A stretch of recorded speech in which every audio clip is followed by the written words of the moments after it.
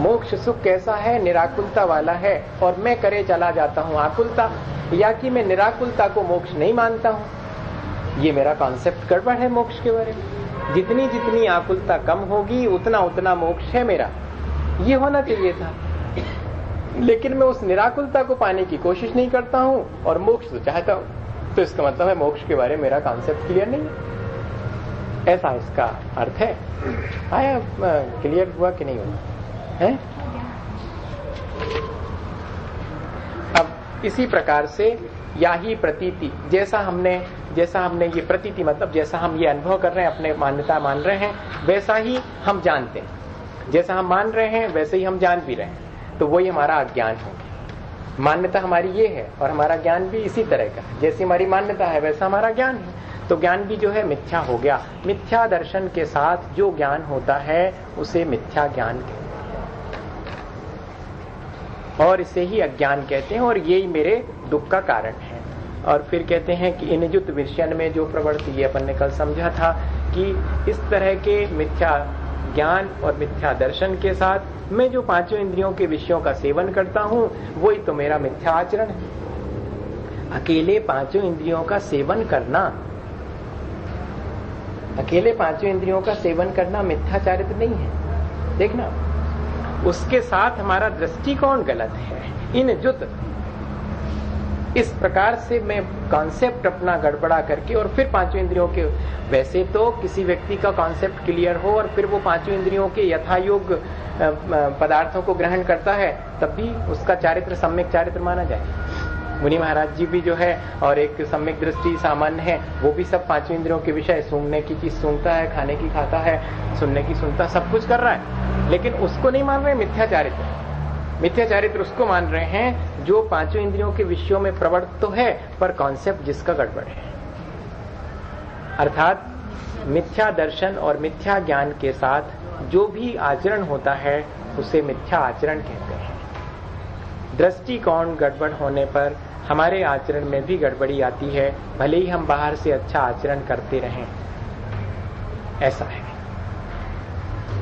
बाहर से अच्छा आचरण हो सकता है, पर यदि हमारी दृष्टिकोण ठीक नहीं है तो वो आचरण यहाँ इस भाषा में मिथ्या ही माना जाएगा। इसीलिए अपराध और पाप में फर्क है। अपराध तो ये है कि जिसको समाज ठीक नहीं मानती, ठीक है ना, और पाप वो है जिससे कि हमारे आत्मा का पतन होता है, वो पाप है। इतनी परिभाषा इसकी है। ठीक इसी तरह ये समझना कि एक तो दृष्टिकोण हमारा ठीक नहीं है, फिर हम आचरण कर रहे हैं, तो वो आचरण मिथ्या आचरण, और एक हमारा दृष्टिकोण ठीक है, फिर हम अपने यथायोग आचरण कर रहे हैं, वो आचरण सम्यक है। दृष्टिकोण गलत होने पर होने वाला आचरण मिथ्या है। दृष्टिकोण, क्योंकि ये मोक्ष मार्ग है भाई, ये हम पहले देख लें, इसमें ये हमें ध्यान रखना चाहिए।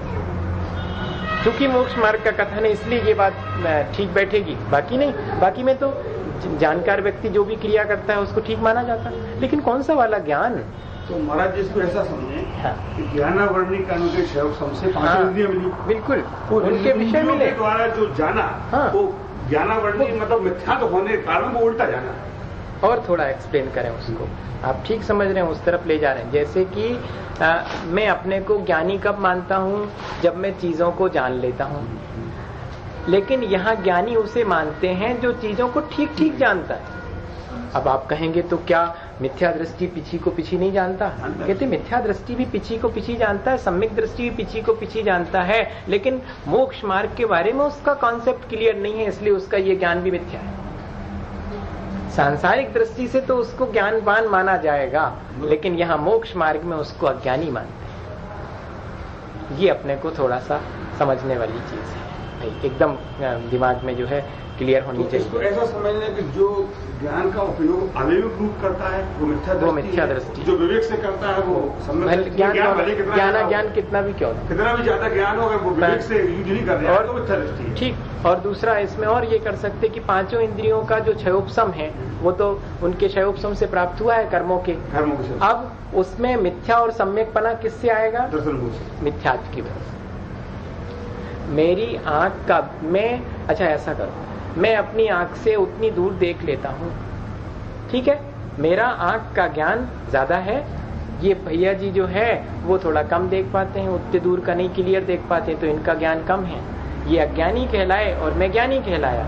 ये हो गया सामान्य में, जो अपन रोजमर्रा के उसमें देखते हैं। लेकिन यहाँ मोक्ष मार्ग में ये कह रहे हैं कि भले ही आप इतनी दूर देख पाते हैं, लेकिन आपका दृष्टिकोण ठीक नहीं है, इसलिए हम आपको ज्ञानी नहीं कहेंगे।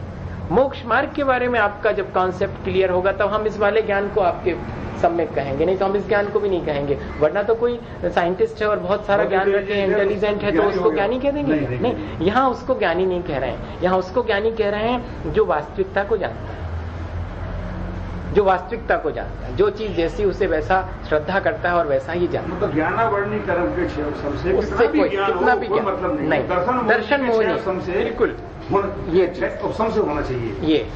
तो उसी तरह से पांचों इंद्रियों के विषयों को कोई व्यक्ति कितना इंडल्ज होके भोग रहा है इस पे डिपेंड करता है। ऐसा ले लो, मिथ्या दृष्टि बहुत इंडल्ज होकर के वो छोड़ भी देता है, तब भी उसकी इंडल्जिंग है कि कोई और चीज मिलेगी इससे बढ़िया, सुपीरियर, इसलिए छोड़ रहा है वो।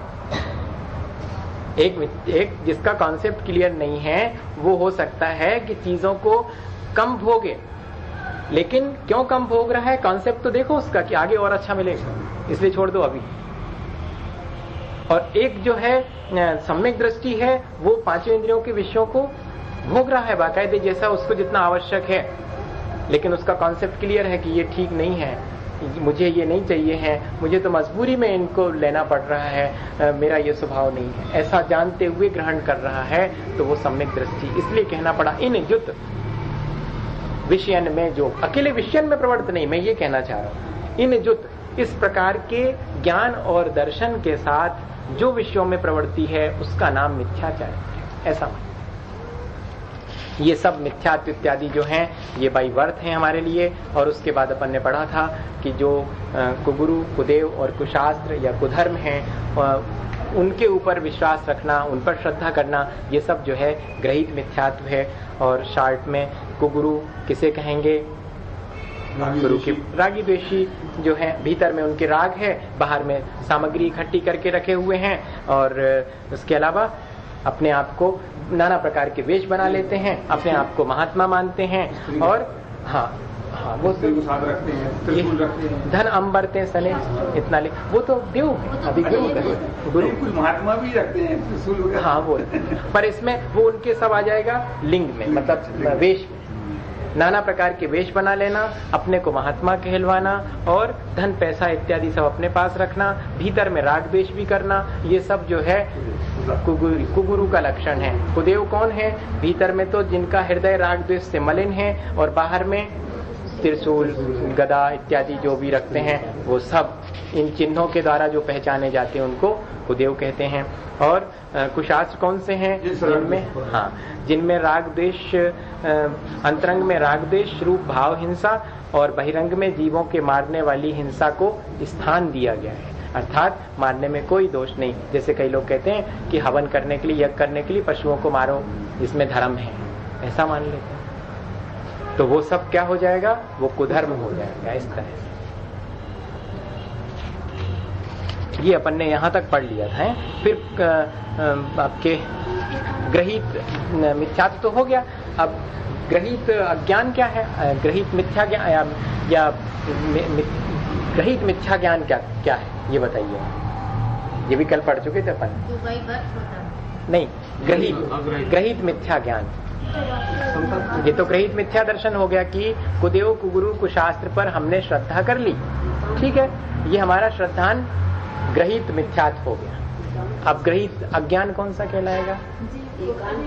एकांतवाद दूषित समस्त विषयादिक पोषक अप्रशस्त रागी कुमति निकट कृतसुताभ्यास ते हैं। माने देखो, जो गड़बड़ ज्ञान है उस ज्ञान को आप पढ़ रहे हो तो अल्टीमेटली वैसे ही तो आपकी दृष्टि गड़बड़ थी, और गड़बड़ होगी कि नहीं? सीधा एक तो वैसे ही अज्ञानता है, और अज्ञानता और अपन ने बाहर से भी ऐसे ग्रहण कर ली, तो ये ग्रहण की हुई है, ग्रहित है। तो रागी दोष द्वेषी के द्वारा या जो मिथ्या मान्यताएं हैं, उन मिथ्या मान्यताओं को इंटरप्रेट करने वाले ग्रंथों को पढ़ना, और जिसमें कि किसी एक पक्ष को ही महत्व दिया हो, दूसरे पक्ष का निषेध किया हो, ऐसे एकांतवाद से दूषित और जिसमें कि विषय कषायों का ही पोषण होता हो, वीतरागता की कोई बात ही ना हो, ऐसे शास्त्र का अभ्यास करना, इससे क्या होगा? अज्ञानता बढ़ेगी। ये ग्रहण की जाने वाली, बाहर से अडॉप्टेड है ये नॉलेज। ऐसी नॉलेज गेन करी जिससे कि हमारी दृष्टि और भ्रमित हो गई, उसी को कहेंगे अज्ञान, वो ग्रहित मिथ्या ज्ञान। तो हमारा धर्म क्या है? वीतराग धर्म है, अनेकांतात्मक है और वीतरागी के द्वारा कहा हुआ है। तो 3 बातें हमें ध्यान रखनी है कि वीतरागी के द्वारा कहा हो। अगर रागी के द्वारा कहा गया तो ठीक नहीं, वीतरागी के द्वारा तो कहा है, लेकिन जिसमें वीतरागता का प्ररूपण हो, और अगर राग का प्ररूपण है तो भी गलत है। और सब कुछ है, और सब कुछ होते हुए भी अगर मल्टी डायमेंशनल नहीं है, अगर आपने हर पहलू को ठीक ठीक प्ररूपण नहीं किया है, तो वो भी ये क्रम से है। सबसे पहले तो वीतरागी के द्वारा कहा हो, लेकिन वीतरागी के द्वारा तो कहा है, पर राग द्वेष से युक्त कह दिया अगर तो कहते वो भी गड़बड़। और ठीक है, राग द्वेष को कम करने वाला है, पर बिल्कुल एकदम एकांत है, तो वो भी गलत है। इस तरह से 3 चीजें होना चाहिए: वीतरागी के द्वारा कहा हुआ, वीतरागता का पोषण करने वाला, और अनेकांतात्मक होना चाहिए। और अगर इससे विपरीत है तो वो सब श्रुताभ्यास है, वो सब क्या श्रुताभ्यास नहीं, ऐसा श्रुताभ्यास मिथ्या है। ऐसा अब एक और रह गया था, इसी तरह जब हम व्रत नियम संयम करते